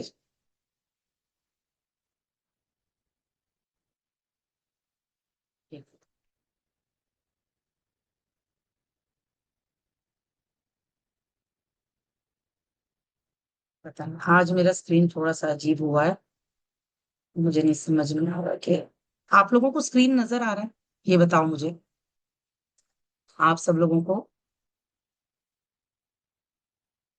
اوکے الحمد للہ، پھر ٹھیک ہے. اوکے الحمد للہ. تو آپ دیکھیے سبحان اللہ، اللہ تعالیٰ نے کیا بتایا کہ اللہ کا یہ جو طریقہ ہے نا، یہ پہلے سے چلا آ رہا ہے، اور اللہ کی سنت نہیں بدلتی. اور یہ بات اس سے سمجھ میں آتا ہے کہ آپ دیکھیے کہ کتنا ضروری ہے کہ ہم ایمان لائے اور عمل صالح کریں، اور اپنے آپ کو اپنی دنیا اور آخرت سنواریں. بھلے تھوڑی دیر کے لیے کفار کو اگر سمجھو دنیاوی جو ہے کامیابی مل رہی ہے، لیکن اللہ ان کے ساتھ نہیں ہے، وہ کامیاب نہیں ہونے والے، وہ بالآخر ناکامی ہوں گے، چاہے دنیا میں ہو چاہے آخرت میں، لیکن ان کے لیے ناکامی ہی ہے۔ اور وہ اللہ ہی تو ہے جس نے وادی مکہ میں ان کفار کے ہاتھ تم سے اور تمہارے ہاتھ ان سے روک دیے، بعد اس کے کہ اس نے تمہیں ان پر کامیابی دی تھی، اور اللہ اسے خوب دیکھ رہا ہے جو تم عمل کرتے ہو۔ یہ وہی لوگ ہیں جنہوں نے کفر کیا اور تمہیں مسجد حرام سے روکا، اور قربانی کے جانوروں کو بھی اپنی قربان گاہ تک پہنچنے سے روکے رکھا۔ اور اگر مکہ میں کچھ مومن مرد اور مومن عورتیں نہ ہوتے جن کے ایمان کو تم نہیں جانتے، مطلب وہ لوگ ایمان چھپائے ہوئے تھے، اس لیے مسلمانوں کو نہیں پتا تھا کہ مکہ میں کون کون مسلمان ہو چکے ہیں، وہ اپنے ایمان چھپائے ہوئے تھے، اس وجہ سے تو اللہ نے کیا کیا، وہ جنگ اللہ نے ہونے نہیں دیے۔ وہ جو 1400 صحابہ نے بیعت کیے تھے کہ ہم چاہے اپنی جان نچھاور کر دیں، جان دے دیں، لیکن ہم مرتے دم تک لڑیں گے ان سے، لیکن اللہ نے اس جنگ کو روک دیا، وہ ہونے نہیں دیا اللہ نے۔ کیوں؟ کیونکہ مکہ میں اندر کچھ ایمان والے تھے، مرد اور عورتیں، جو اپنا ایمان چھپائے ہوئے تھے، سب کے بارے میں نہیں پتا تھا آپ صلی اللہ علیہ وسلم کو اور صحابہ کو۔ اب آپ دیکھیے اللہ تعالیٰ کو ایمان والوں کی جان کتنی مطلب عزیز اور پیاری ہے کہ ان کو تکلیف نہ ہو کر کے اللہ تعالیٰ نے جنگ روک دی۔ سبحان اللہ، چاہے وہ بہانہ کچھ بھی بنا، لیکن اللہ وہ جنگ نہیں ہونے دی، کیونکہ اللہ نے کیا بولے، اور اگر مکہ میں کچھ مومن مرد اور مومن عورتیں نہ ہوتے جن کے ایمان کو تم نہیں جانتے، اگر یہ خطرہ نہ ہوتا کہ تم انہیں روند ڈالو گے، پھر بے خبری میں ان کے قتل کی وجہ سے تمہیں تکلیف پہنچتی، تو تمہیں لڑنے کی اجازت دے دی جاتی، لیکن ایسا نہیں کیا گیا۔ اللہ نے اس لیے جنگ نہیں ہونے دی اس وقت، تاکہ اللہ تعالیٰ جسے چاہے اپنی رحمت میں داخل کرے۔ اگر وہ مومن اور کافر الگ الگ ہوتے تو ان میں جو کافر تھے ہم انہیں نہایت دردناک عذاب دیتے۔ اور آپ دیکھیے ہوا یہ کہ اس وقت اگر جنگ ہوتی تو کتنے ایسے لوگ بھی قتل کیے جاتے۔ ایک تو غلطی سے قتل کیے جاتے، حالانکہ وہ ایمان والے ہیں، انہوں نے ایمان چھپایا ہوا تھا، لیکن وہ غلطی سے قتل ہو جاتے۔ دوسرا جو ہے کچھ کفار جو اس وقت کفار تھے، بعد میں وہ مسلمان ہو گئے، اوکے، تو ان کو بھی وہ موقع نہ ملتا نا توبہ کر کے مسلمان ہونے کا، اگر اس وقت جنگ ہو جاتی تو آپ دیکھیں اللہ تعالیٰ کتنا رحمان ہے نا، اللہ کتنا رحیم ہے، کہ اللہ کو پتا ہے نا کہ آگے کیا ہونے والا ہے، آگے کون جو آج مسلمانوں کا دشمن ہے، کٹر دشمن ہے، لیکن آگے وہ مسلمان ہو جائیں گے، ایمان لے آئیں گے۔ ہم دیکھتے ہیں کہ پھر اس کے بعد میں کیا ہوا کہ حضرت خالد بن ولید رضی اللہ عنہ اور انہی کے جیسے اور بھی کچھ اچھے لوگ جو ہے وہ مسلمان ہوئے۔ پھر بعد میں فتح مکہ کے ٹائم میں تو اور بھی بہت سے لوگ مسلمان ہوئے، جو آپ صلی اللہ علیہ وسلم کے جان کے دشمن تھے، مسلمانوں کے بہت پکے دشمن تھے۔ ہر جنگ میں وہ لوگ کفار کی طرف سے لڑنے کے لیے آتے تھے، لیکن وہ لوگ سب جو ہے جیسے حضرت حمزہ رضی اللہ عنہ کو جس نے شہید کیا تھا وہ بھی مسلمان ہو گئے۔ وہ جو ہند رضی اللہ عنہ جو پہلے یعنی کہ ان کی مسلمانوں سے بہت زیادہ دشمنی تھی، وہ بھی مسلمان ہوئے۔ اس طرح سے بہت سے لوگ آپ دیکھیں بعد میں مسلمان ہوئے، فتح مکہ کے وقت میں وہ لوگ مسلمان ہوئے۔ تو اللہ تعالیٰ کو پتا تھا نا کہ اللہ کی رحمت میں اللہ تعالیٰ آگے کس کس کو داخل کرنے والا، تاکہ اللہ تعالیٰ جسے چاہے اپنی رحمت میں داخل کرے۔ سبحان اللہ، اس لیے تو سب آپ دیکھیے بظاہر نا ایسے کبھی کبھی لگتا ہے کہ اچھا یہ چیز ایسے کیوں ہو رہی ہے، ایسا نہیں ہونا چاہیے تھا، یہ تو بہت غلط ہو رہا ہے، یہ تو ہمارے ساتھ ناانصافی ہو رہی ہے وغیرہ وغیرہ، لیکن اللہ جانتا ہے کہ اس کی مصلحت کیا ہوتی ہے، کہ اللہ اس کو کیوں ہونے دیتا ہے، اور اس میں کیا کیا خیر چھپا ہوتا ہے۔ سبحان اللہ۔ جن لوگوں نے کفر کیا جب انہوں نے اپنے دلوں میں حمیت یعنی غیرت پیدا کر لی، جاہلیت کی حمیت، جاہلیت کی غیرت، تو اللہ نے اپنے رسول پر اور مومنوں پر تسکین نازل کی، اور ان کو تقوی کی بات پر ثابت قدم رکھا، اور وہ اس سے زیادہ مستحق اور اہل تھے، اور اللہ تعالیٰ ہر شے کو خوب جانتا ہے۔ تو آپ دیکھیے سبحان اللہ، کیا ہوتا ہے نا، وہ جو دور تھا اس دور میں نا بہت سارے چیلنجز ہوتے تھے، اور یہ جو جاہلیت کی اہمیت آپ دیکھیے سبحان اللہ، دور جاہلیت میں کیا ہوتا تھا، کوئی صحیح ہو یا غلط ہمارے قبیلے کا ہے نا تو ہم اس کو ساتھ دیں گے، تو وہ لوگ غلط کو بھی ساتھ دیتے تھے، اوکے. تو اس طرح کے مطلب جو دور جاہلیت کی جو حمیت والی جو چیزیں تھی نا، وہ بہت زیادہ ان کے اندر تھی، وہ ان کا کلچر تھا. نبی صلی اللہ علیہ وسلم کے مبعوث ہونے کے بعد میں، اسلام کے آنے کے بعد میں، پھر حمیت کس بیسس پہ ہوتی تھی؟ انصاف کے بیسس پر. یہ نہیں کہ مطلب غلط ہے تو غلط کا بھی ساتھ دے رہے ہیں، ایسا نہیں کرتے تھے. اوکے. انصاف کرتے تھے. البتہ تحقیق اللہ نے اپنے رسول کو خواب میں حق کے ساتھ سچی خبر دی کہ اگر اللہ نے چاہا تو تم اپنے سر منڈواتے اور بال کترواتے ہوئے مسجد حرام میں ضرور داخل ہوں گے. تم کسی سے نہ ڈرتے ہوں گے. چنانچہ اللہ وہ بات جانتا تھا جو تم نہیں جانتے تھے. اب کیا ہوا؟ نبی صلی اللہ علیہ وسلم کا تو خواب، وہ تو رسول ہے، وہ تو وحی ہے، وہ تو سچا ہونا ہے. اور خواب میں آپ صلی اللہ علیہ وسلم نے دیکھا تھا کہ آپ صلی اللہ علیہ وسلم صحابہ کے ساتھ مکہ میں داخل ہو رہے ہیں، اور بغیر کسی مطلب خوف و خطر کے. لیکن 6 ہجری میں تو وہ چیز تو ہوئی نہیں. تو اب آپ دیکھیں، منافقوں کو تو بات کرنے کا موقع مل جاتا ہے. منافق تو ہر معاملے میں بھڑکانا شروع کر دیتے ہیں. تو اللہ تعالیٰ نے بتایا کہ دیکھو، وہ جو خواب تھا وہ تو نبی کا خواب تو سچا ہے، لیکن لوگوں کو یہ نہیں معلوم تھا کہ اس سال نہیں اگلے سال ہوگا. اوکے. تو اسی طرح کی آزمائشیں ہوتی تھی اس دور میں. ابھی آپ دیکھیے، صحابہ رضی اللہ عنہم کو تو یقین تھا کہ آپ صلی اللہ علیہ وسلم کو اگر اللہ نے بتایا ہے خواب میں تو یہ ہوگا ضرور. لیکن پھر ہوتا ہے نا کہ ہونا چاہیے تو پھر ہوا کیوں نہیں؟ سبحان اللہ. لیکن آپ دیکھیے، حضرت ابوبکر صدیق رضی اللہ عنہ اور اسی طرح باقی سارے جو صحابہ ہے، 1400 صحابہ اس وقت، اور ان کے علاوہ بھی اور جو جیسے، تو ان کو تو وہ چیز، ان کو یقین تھا کہ اللہ نے بتایا ہے تو ہوگا ضرور، لیکن کیسے ہوگا وہ نہیں بتایا. اور ویسے بھی نا، خواب میں یہ نہیں بتایا گیا تھا کہ وہ عمرہ کا جو خواب آپ سب کو بتایا گیا وہ اسی سال کا ہے کیا اگلے سال کا. تو وہ اگلے سال وہ پورا ہو. سبحان اللہ. تو اللہ نے کیا کہا کہ اللہ تعالیٰ وہ بات جانتا تھا جو تم نہیں جانتے تھے، لہٰذا اس نے اس سے پہلے ایک فتح جلدی عطا کر دی. فتحن قریبا کیا ہے؟ صلح حدیبیہ. اللہ نے وہ پہلے جلدی عطا. آپ دیکھیں، فتح مکہ کرنا تو مطلب 6 ہجری میں صحابہ سوچ بھی نہیں سکتے تھے کہ فتح مکہ اتنا جلدی ہوگا، 2 سال کے عرصے کے اندر میں. تو وہ جو کامیابی دور نظر آ رہی تھی، سبحان اللہ، اللہ نے وہ قریب کر دی. کیسے؟ یہ جو عمرہ میں وہ گئے 6 ہجری میں، اور وہ ہوا نہیں، اور اس وجہ سے جو صلح ہوئی اس کے بیسس پر. سبحان اللہ. تو اللہ کو پتا تھا کہ یہی ریزن آگے کام آنے والا ہے. آپ دیکھیں، ہماری بھی زندگی میں کبھی کبھار کچھ ایسی چیزیں ہوتی ہے، اس وقت ہمیں سمجھ میں نہیں آتی کہ یہ اللہ ہمارے ساتھ کیوں کر رہا ہے. اس وقت ہمیں بہت تکلیف ہوتی ہے، لیکن اس میں ہمارے لیے خیر چھپی ہوتی ہے. آپ دیکھیں، آج تک ہمارے اوپر جتنی بھی تکلیفیں آئی، اگر ہم پیچھے مڑ کر دیکھیں ان کو، تو ہمیں آج بات سمجھ میں آتی ہے بہت ساری چیزوں کی، کہ اس وقت جو میرے ساتھ ہوا اچھا ہوا، وہ میرے بھلے کے لیے ہوا. اگر وہ نہ ہوتا تو آج ہم جہاں ہیں وہاں نہ پہنچ پاتے ہیں، ہے نا. الحمدللہ. تو آپ دیکھیے، اللہ تعالیٰ نے کیا کہا کہ اللہ نے اس سے پہلے ایک فتح جلد ہی عطا کر دی. اور وہ اللہ ہی تو ہے جس نے اپنا رسول صلی اللہ علیہ وسلم ہدایت اور دین حق کے ساتھ بھیجا تاکہ وہ اسے سب ادیان پر غالب کر دے.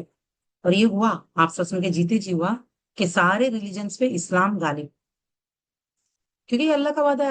اللہ کا دین اللہ غالب کرے گا، اور اللہ کو کوئی روک نہیں سکتا. اور اللہ بطور گواہ کافی ہے.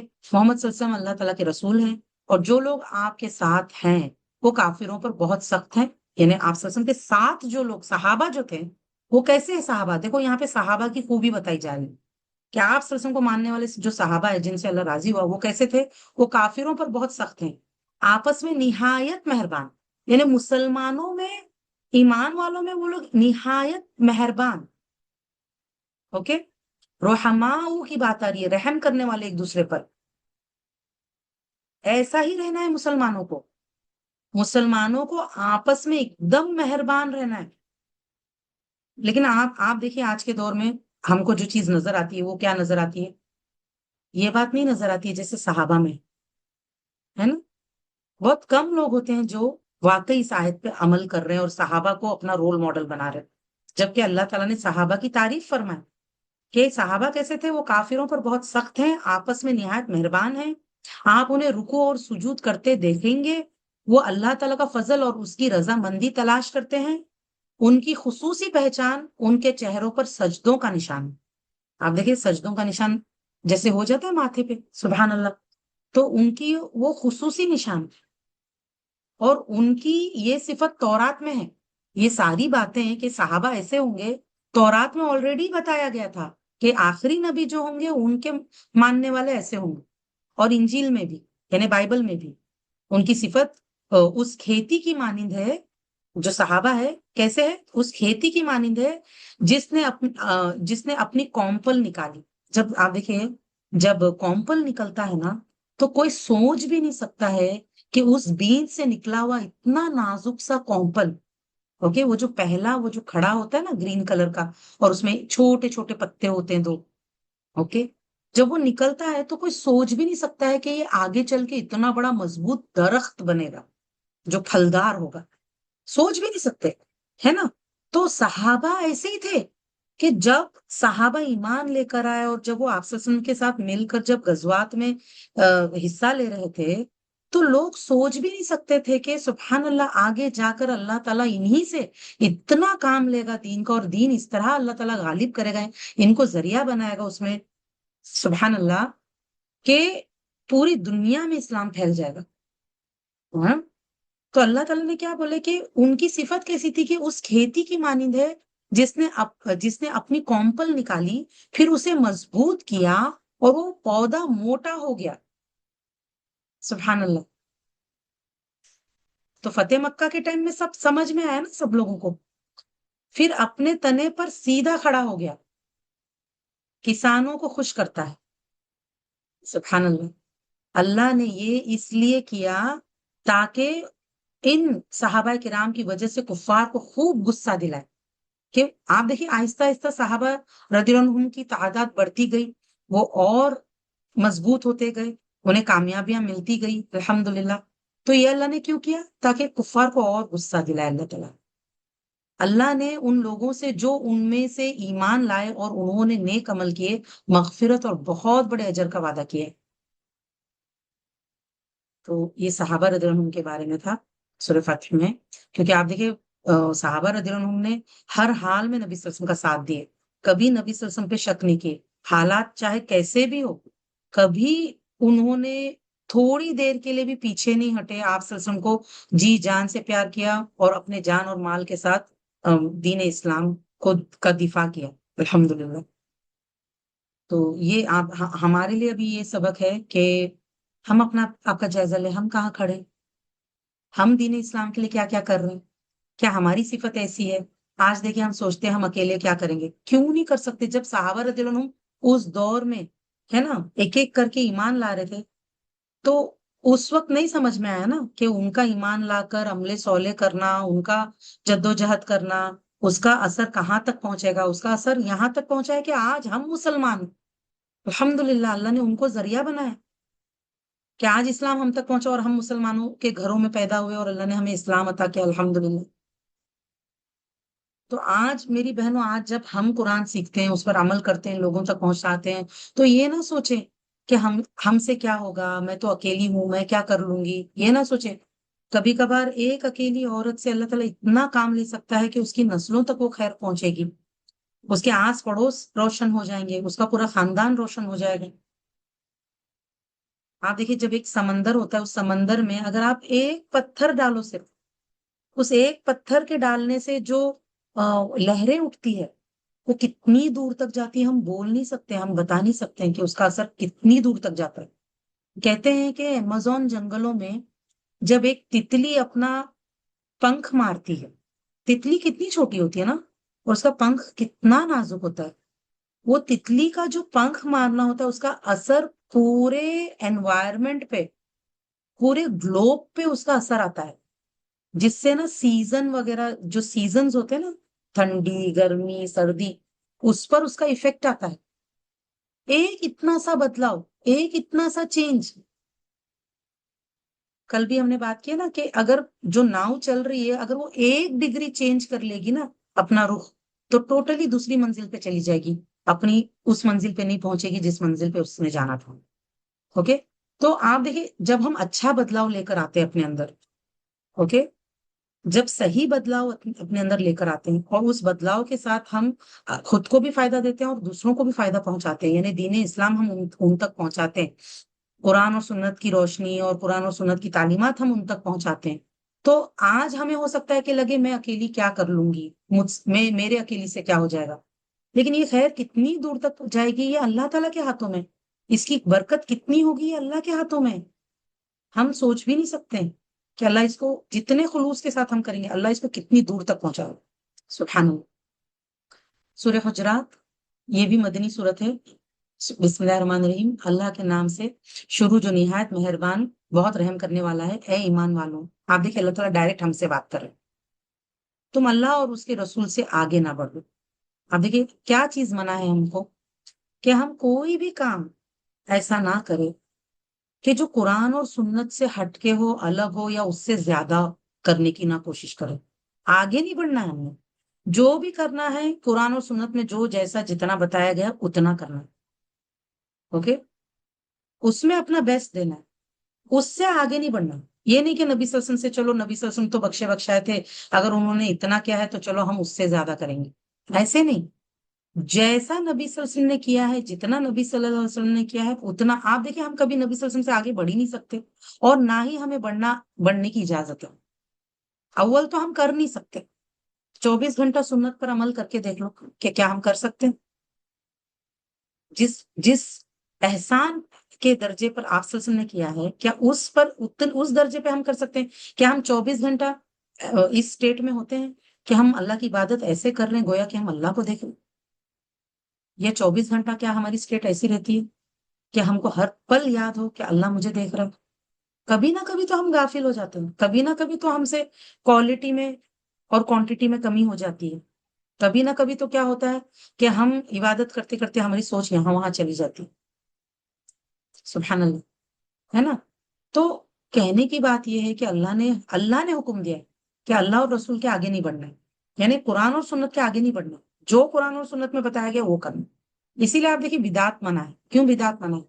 بدعت میں کیا ہوتا ہے کہ انسان وہ چیز کرنے کی کوشش کرتا ہے جو قرآن اور سنت میں نہیں، جو اللہ نے نہیں بتایا، جو نبی صلی اللہ علیہ وسلم نے نہیں کیا، تو کیا انسان اللہ اور رسول سے آگے بڑھے گا؟ نہیں۔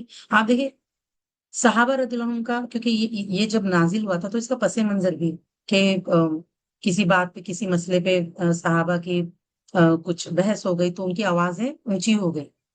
حضرت ابو بکر صدیق رضی اللہ عنہ تھے، حضرت عمر رضی اللہ عنہ تھے، ان کی آوازیں اونچی ہو گئی، اللہ نے فوراً آیتیں اتارے۔ بلا شبہ اللہ تعالیٰ خوب سننے والا، خوب جاننے والا ہے۔ اے ایمان والوں، تم اپنی آوازیں نبی صلی اللہ علیہ وسلم کی آواز سے بلند نہ کرو اور آپ سے اونچی آواز میں بات نہ کرو جیسے تم ایک دوسرے سے اونچی آواز میں بات کرتے ہو، کہیں تمہارے عمل برباد نہ ہو جائے۔ آپ دیکھیں ایک انسان اگر ایسا کچھ بھی کرے گا نا تو اس کے اعمال برباد ہو سکتے ہیں، کہ اگر وہ اپنی آواز، جیسے آپ سسم کا روزہ ہے نا جہاں پر مدینہ میں، وہاں پہ جا کے انسان کیا اپنی آوازیں اونچی کر سکتے؟ نہیں کر سکتے، اعمال ضائع ہو سکتے۔ کیا ہم نبی صلی اللہ علیہ وسلم سے آگے بڑھ سکتے ہیں؟ نہیں، اعمال ضائع ہو سکتے ہیں۔ لوگ کیا سمجھتے ہیں کہ وہ زور زور سے جو ہے سبحان اللہ جب مدینہ جاتے ہیں تو وہ لوگ بلند آواز میں نعرے وغیرہ لگاتے ہیں۔ آپ دیکھیں نبی صلی اللہ علیہ وسلم کے روزے کے پاس میں آپ آواز اونچی کر ہی نہیں سکتے، آواز پست رکھنا ہے، اور نبی صلی اللہ علیہ وسلم کے سنتوں کے آگے نہیں بڑھنا ہے ہم نے، ورنہ اعمال برباد ہو جائیں گے۔ اللہ نے کیا کہا؟ کہیں تمہارے عمل برباد نہ ہو جائیں اور تمہیں خبر تک نہ ہو، مطلب پتہ ہی نہ چلے تمہیں کہ تمہارے اعمال برباد ہو۔ کتنا الرٹ ہونے والی بات ہے۔ بلا شبہ جو لوگ رسول اللہ صلی اللہ علیہ وسلم کے پاس اپنی آوازیں نیچی رکھتے ہیں یہی لوگ ہیں جن کے دلوں کو اللہ نے تقویٰ کے لیے جانچ لیا۔ یہ تقویٰ کا تقاضا ہے، ان کے لیے بخشش اور بہت بڑا اجر۔ بلا شبہ جو لوگ آپ کو حجروں کے باہر سے پکارتے ہیں، یعنی آپ سسم کا جو گھر ہے نا، گھروں سے آپ سسم کی 9 بیویاں تھی تو 9 گھر تھے ان کے، تو ایک بار کیا ہوا کہ قافلہ آیا، ایک قبیلہ، تو وہ گاؤں کے لوگ تھے، زور زور سے باہر سے پکارنے لگے آپ صلی اللہ علیہ وسلم کو۔ تو اللہ نے کیا کہا کہ بلا شبہ جو لوگ آپ کو حجروں کے باہر سے پکارتے ہیں ان میں سے اکثر بے عقل ہے، اور اگر بے شک وہ صبر کرتے، حتیٰ کہ آپ صلی اللہ علیہ وسلم خود ہی ان کی طرف نکلتے، تو ان کے لیے بہت بہتر ہوتا، اور اللہ تعالیٰ بہت بخشنے والا، نہایت رحم کرنے والا ہے۔ اب کیا ہے نا، ان کی تربیت نہیں ہوئی تھی، تو اگر ان سے یہ غلطی ہو گئی کہ انہوں نے صبر نہیں کیا، اس طرح آوازیں لگائیں آپ صلی اللہ علیہ وسلم کو، تو اگر وہ توبہ استغفار کر لیں، اللہ تعالیٰ کو غفور الرحیم پائیں گے۔ اے ایمان والوں، اگر کوئی فاسق تمہارے پاس کوئی خبر لائے تو تحقیق کر لیا کرو، تاکہ تم کسی قوم کو نادانی سے تکلیف نہ پہنچاؤ کہ پھر تم اپنے کیے پر پچھتاتے پھرو۔ آپ دیکھیں، یہ سب نا جو نازل ہوا، اس کا پس منظر ہے، سبب نزول ہے کہ اس دور میں کچھ ایسی چیزیں ہوئی، ٹھیک ہے؟ لیکن ہمارے لیے سبق کیا ہے اس میں، کہ اگر کوئی شخص آ کے کچھ بھی ہمیں کہتا ہے نا، تو پہلے ہم کو نا چیک کرنا چاہیے کہ وہ خبر کتنی سچی ہے۔ فار ایگزامپل، کوئی آتا ہے ہمارے پاس اور آ کے ہمارے پاس کسی تیسرے کی برائی کرتا ہے۔ اب برائی کرنا ہی، آپ دیکھیں، جو ہے غیبت کرنا کتنا بڑا گناہ ہے۔ آج وہ ہمارے پاس آ کے اگر کسی اور کی برائی کر رہا ہے، کل کو وہ اس کے پاس جا کے ہماری برائی کرے گا، یا کسی اور کے پاس جا کے ہماری برائی کرے گا۔ سبحان اللہ۔ تو اس طرح کبھی کیا ہوتا ہے نا، اگر کوئی آ کر کچھ ہمیں بتا رہا ہے کوئی چیز، تو ہم کو پہلے نا چیک کرنا چاہیے کہ یہ بات کتنی سچی ہے۔ اگر کوئی تیسرے شخص کے بارے میں آ کے ہمارے پاس برائی کر رہا ہے، تو اس تیسرے شخص کو اسی وقت اسی کے سامنے فون لگائے، اچھا ایسا ہوا، ایسے بولے سامنے والے نے، ابھی میں فون کر کے چیک کرتی ہوں، کہ ان سے پوچھتی ہوں کہ آپ نے ایسا بولے کیا، ہے نا؟ تو وہ سامنے والا ڈر جائے گا، اگر وہ جھوٹا ہوگا نا تو وہ ڈر جائے گا، پھر سچی بات بھی سامنے آ جائے گی، اور آئندہ وہ کبھی ایسی جرت نہیں کرے گا آپ کے پاس آ کے کسی کے بھی بارے میں کچھ بولنے کی، غلط بات کرنے کی، غیبت کرنے کی، یا چگلی کرنے کی۔ تو آپ دیکھیے، کیا ہے نا، کچھ بھی اللہ نے کیا کہا ایمان والوں کو، دیکھو یہ ایمان کا تقاضا ہے کہ اگر کوئی فاسق تمہارے پاس کوئی خبر لائے تو تحقیق کر لیا کرو، تاکہ تم کسی قوم کو نادانی سے تکلیف نہ پہنچاؤ۔ کیونکہ کیا ہوتا ہے نا، کوئی آ کے ہمارے دماغ میں کوئی چیز بھر دیتا ہے، برین واش کر دیتا ہے، پھر اس کے بعد میں ہمارا بیہیویئر چینج ہو جاتا ہے، اس کا اثر آنے لگتا ہے، اس کا انفلوئنس ہو جاتا ہے، جس سے پھر کیا ہوتا ہے کہ ہم بھی پلٹ کے جو جن کے بارے میں انہوں نے برین واش کیا ہوتا ہے ان کے ساتھ نعوذ باللہ ہم پھر اچھا سلوک نہیں کر پاتے، یا ان کے لیے دلوں میں ہمارے دلوں میں کھٹاس آ جاتی، جس کی وجہ سے پھر ہم ان کے ساتھ اپنا بیسٹ نہیں دے پاتے۔ تو آپ دیکھیں، پھر انجانے میں، نادانی میں ہم ہو سکتا ہے کسی کو تکلیف پہنچا دو، ہے نا؟ تو اللہ نے اس سے ہم کو بچایا۔ تو کیونکہ ورنہ کیا ہوگا، بعد میں ہمیں جب حقیقت پتہ چلے گا کہ ان کا تو انٹینشن ایسے تھا ہی نہیں، انہوں نے تو ایسا بولا ہی نہیں، تو پھر ہم کو پھر تکلیف ہوگی نا، پھر ہمیں پچھتاوا ہوگا۔ تو اللہ نے کیا کہا کہ کہیں نادانی سے تم تکلیف نہ پہنچاؤ کہ پھر تم اپنے کیے پر پچھتاتے پھرو، اور جان لو بلا شبہ تم میں اللہ کے رسول ہیں۔ اگر بہت سے معاملات میں وہ تمہاری اطاعت کرے تو یقیناً تم مشقت میں پڑ جاؤ، لیکن اللہ نے ایمان کو تمہارا محبوب بنا دیا ہے، اور اس نے اسے تمہارے دلوں میں آراستہ کر دیا ہے، یعنی کہ اللہ، آپ دیکھیے، یہ اللہ کا احسان ہے۔ صحابہ کے ساتھ اللہ نے یہ چیز کیا تھا کہ اللہ نے ایمان کو ان کے دلوں میں محبوب بنا دیا تھا، اور اس کو خوبصورت بنا دیا۔ اللہ تعالیٰ سے ابھی دعا یہ کرنا ہے، کیونکہ دل اللہ کے ہاتھ میں، اللہ تعالیٰ ہمارے لیے ایمان کو محبوب بنا دے، اور جو اسلام ہے وہ، اور ہر نیک عمل ہمارے لیے تو آسان کر دے، خوبصورت بنا دے اس کو ہمارے لیے، اور اس نے تمہارے لیے کفر اور فسق اور نافرمانی کو ناپسندیدہ بنا دیا، اور یہی لوگ رشد و ہدایت والے۔ تو ابھی اللہ تعالیٰ سے یہی مانگنا ہے کہ اللہ تعالیٰ ہر جو کفر کی بات ہے، جو گناہوں کی بات ہے، اللہ تعالیٰ وہ ہمارے دل میں کیسا بنا دے، جیسے نفرت پیدا کر دے ہمارے دلوں میں، کفر، شرک، بدعات، اور جو بھی اللہ کی نافرمانی ہے ان چیزوں کے لیے اللہ تعالیٰ تو ہمارے دلوں میں نفرت پیدا کر دے۔ کیونکہ آپ دیکھیں، صحابہ ایسے ہی تھے، ان کے دل ایسے تھے کہ ایمان سے، اللہ سے محبت، محبوب ایک دم، اور اسلام سے محبت، نبی صلی اللہ علیہ وسلم سے محبت، ایمان والوں سے یعنی اللہ کے خاطر محبت، ٹھیک ہے، اور جتنا بھی کفر، فسق اور نافرمانی تھی اس سے ان کو نفرت تھا۔ تو اللہ تعالیٰ سے یہ چیز ہم نے مانگنا ہے کہ اللہ تعالیٰ ہمارے بھی دلوں کو تو ایسا بنا، کیونکہ جب ایسا ہو جائے گا نا تو ہمارے لیے گناہوں سے بچنا آسان ہو جائے گا، اور نیکیاں کرنا آسان ہو جائے گا انشاءاللہ، اللہ کے فضل اور احسان سے۔ اور اللہ تعالیٰ خوب جاننے والا، خوب حکمت والا ہے۔ آپ دیکھیں، یہ جو نعمت صحابہ کو ملی تھی، یہ اللہ کے فضل سے ملی تھی، تو ہم نے اللہ سے اس کی نعمت اور فضل مانگنا ہے، یہ والا خاص کر کے، ٹھیک ہے نا، کہ ہمارے دلوں میں اسلام کو، ایمان کو، اور جو چیزیں اللہ کو پسند ہے نا عمل صالح اس کو محبوب بنا دے، اور کفر کو، گناہوں کو، فسق کو، اس کے لیے ہمارے دلوں میں نفرت پیدا کر دو. اوکے، آمین یا رب. اور اگر مومنوں کے دو گروہ آپس میں لڑ پڑے تو تم ان کے درمیان صلح کرا دو. اب آپ دیکھیں یہ بہت بڑی نیکی ہے کہ اگر دو لوگوں کا، دو ایمان والوں کا اگر جھگڑا ہو رہا ہے تو ہم ان کا صلح کرائیں گے. پھر اگر ان دونوں میں سے ایک گروہ دوسرے پر زیادتی کرے تو تم اس سے لڑو جو زیادتی کرتا ہے، حتیٰ کہ وہ اللہ کے حکم کی طرف لوٹ آئے. مطلب اگر دونوں گروہ میں سے ایک گروہ حق پر ہے، دوسرا گروہ حق سے ہٹا ہوا ہے، غلط ہے، ظلم کر رہا ہے یا قرآن اور سنت نہیں فالو کر رہا ہے، تو ہم کیا کریں گے؟ جو لوگ قرآن اور سنت فالو کر رہے ہیں ان کے ساتھ مل کر، ان کا سپورٹ کر کے ان لوگوں سے لڑیں گے جو قرآن اور سنت سے ہٹے ہوئے ہیں یا وہ ظلم کر رہے ہیں یا گناہ کر رہے ہیں، غلط کر رہے ہیں. ٹھیک ہے؟ کب تک لڑیں گے؟ جب تک وہ واپس سے قرآن اور سنت کی طرف نہ آ جائے، وہ ظلم اور زیادتی نہ چھوڑ دے، گناہ نہ چھوڑ دے، تب تک. ٹھیک ہے؟ حتیٰ کہ وہ اللہ کے حکم کی طرف لوٹا ہے نا. وہ لوگ قرآن کی طرف آنا چاہیے، دین کی طرف آنا چاہیے، سنتوں کی طرف آنا چاہیے. اگر وہ لوٹ آئے تو تم ان دونوں کے درمیان عدل کرو. اب اگر وہ سمجھو سدھر جاتے ہیں، مان جاتے ہیں، قرآن اور سنت کی طرف لوٹ آتے ہیں، تو اب کیا کریں گے؟ دونوں کے بیچ میں انصاف کریں گے. یہ نہیں کہ ہاں تم نے ایسے کیا تھا نا تو اب تمہارے ساتھ انصاف نہیں کیا جائے گا، ایسے نہیں. ٹھیک ہے؟ دونوں کے بیچ میں دیکھیے، ایک ہے نا کہ دو جن کا جھگڑا ہو رہا ہے، دونوں کے بیچ میں صلح کرانے کا طریقہ کیا ہے کہ دونوں میں سے حق پر کون ہے وہ دیکھا جائے.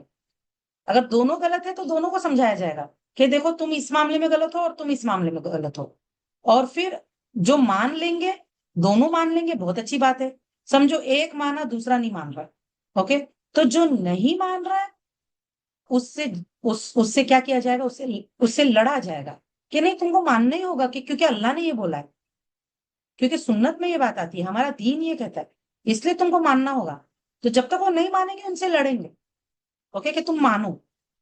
پھر جب سمجھو یہ بھی مان گئے وہ بھی مان گئے، جب دونوں بھی مان گئے، اب دونوں کے مسئلے میں کیا کیا جائے گا؟ انصاف کیا جائے گا قرآن اور سنت کی روشنی میں، اور اس طرح سے ان کا صلح کرایا جائے گا. اوکے، صلح کرا دو اور تم انصاف کرو. بلا شبہ اللہ تعالیٰ انصاف کرنے والوں کو پسند کرتا ہے. مومن تو ایک دوسرے کے بھائی ہیں، لہٰذا تم اپنے بھائیوں کے درمیان صلح کرا دو، اور اللہ سے ڈرو تاکہ تم پر رحم کیا جائے. آپ دیکھیں انصاف کے معاملے میں جب صلح بھی کراتے ہیں نا، بے انصافی کسی کے ساتھ نہیں ہونا چاہیے. اوکے، چاہے وہ کوئی بھی ہو، مرد عورت ہو، قریبی رشتے دار ہو، دور کے ہو، یا اجنبی ہو، یا اپنا بچہ ہو یا دوسرے کا بچہ ہو، جو بھی ہو، امیر ہو غریب ہو، جو بھی ہو، انصاف ضروری ہے. اوکے، ہے ایمان والوں، مردوں کی کوئی جماعت دوسرے مردوں کا مذاق نہ اڑائے.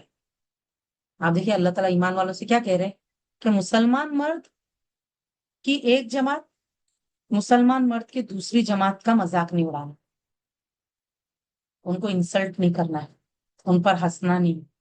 ہو سکتا ہے کہ وہ لوگ ان سے بہتر ہے نا، اور نہ عورتیں دوسری عورتوں کا مذاق اڑائے. ہو سکتا ہے کہ وہ عورتیں ان سے بہتر. سبحان اللہ. آپ دیکھیے اللہ نے مذاق اڑانے سے، انسلٹ کرنے سے، عیب جوئی کرنے سے، نام رکھنے سے منع کیا. یعنی کہ ایسے مذاق کے نام رکھتے نا، نعوذ باللہ کچھ لوگ، نعوذ باللہ اپنے بچوں کو بھی، کوئی کسی کو کہیں گے کہ موٹی، کسی کو کہیں گے کالی، کسی کو کہیں گے ناٹی. تو ایسے غلط ناموں سے نہیں پکارنے. ایون جماعتوں میں بھی نا ایک دوسرے کا مذاق نہیں اڑانا. اور آج ہمارے مسلمان معاشرے میں یہ کتنا ہوتا ہے، ایک جماعت دوسرے جماعت کا مذاق اڑاتا ہے نا. اللہ نے مردوں کو الگ سے کہا، عورتوں کو الگ سے کہا، اور یہ بھی کہا کہ کیوں نہیں کرنا، ہو سکتا ہے وہ تم سے بہتر ہو، تمہیں کیا پتا. اور تم آپس میں ایک دوسرے پر عیب نہ لگاؤ، ایک دوسرے کا عیب مت نکالو کہ وہ ایسی ہے اور وہ ویسی ہے.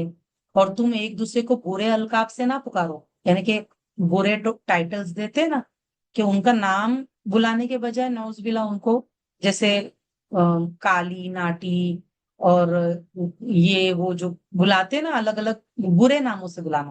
اوکے، تو اللہ نے وہ بھی منع کیا. آپ دیکھیں اللہ نے کیا کیا منع کیا؟ مذاق اڑانا منع کیا، عیب لگانا منع کیا، برے ناموں سے پکارنا منع کیا. اب آپ دیکھیں ہمارے معاشرے میں کتنا عام ہے، وہ تو 24 ہے، وہ تو وہابی ہے، وہ تو فلاں ہے، وہ تو فلاں ہے، کتنا آپس میں ایک دوسرے کو نام رکھتے ہیں اور آپس میں ایک دوسرے کا مذاق اڑاتے ہیں، آپس میں ایک دوسرے کا عیب نکالتے ہیں، کسی کی تعریف برداشت نہیں کر پاتے، کسی کو کسی کا اچھا ہوتے ہوئے نہیں دیکھ سکتے. تو ایسا سب غلط ہے، اللہ نے منع کیا ایمان والوں کو. تو ایمان لانے کے بعد فا, فاسقانہ نام سے پکارنا برا ہے. یعنی ایک مسلمان دوسرے مسلمان کو ایسے ناموں سے، غلط ناموں سے پکارنا اور ایسے کام کرنا کہ جو اللہ نے منع کیا ہے، یہ اچھا نہیں ہے. کیوں؟ کیونکہ دیکھیے، ہم مسلمان دوسروں کے لیے کہیں نہ کہیں ہمارا جو ایکشنز ہے، ہمارے جو رویے ہیں، ہماری جو باتیں ہیں، دوسرے نوٹ کر رہے ہیں. اگر ہم ایسا سب کریں گے تو وہ اسلام کی طرف کیسے آئیں گے؟ ہم؟ تو اللہ نے کیا کہا کہ ایمان لانے کے بعد فاسقانہ نام سے پکارنا برا ہے.